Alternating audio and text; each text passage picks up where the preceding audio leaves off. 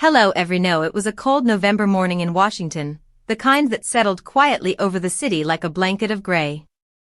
But inside Barack and Michelle Obama's home, something extraordinary was unfolding, something far more intimate than any presidential holiday, any speech, or any moment they had ever shared with the world.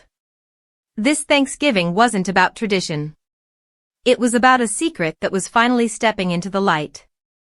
And when Barack held his granddaughter for the very first time, everything he thought he knew about family, legacy, and the future changed forever. Malia had always been the quiet force of the Obama family, poised, private, and protective of her world.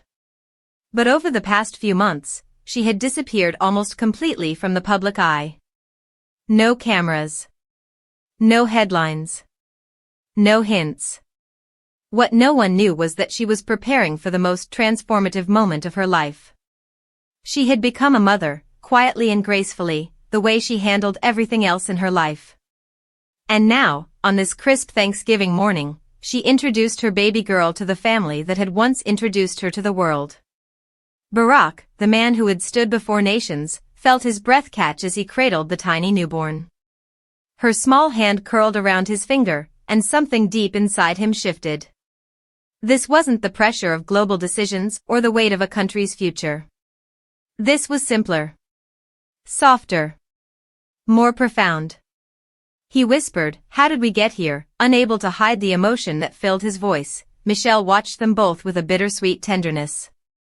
She had raised her daughters under a spotlight that followed them everywhere, yet somehow she had always managed to protect their innocence.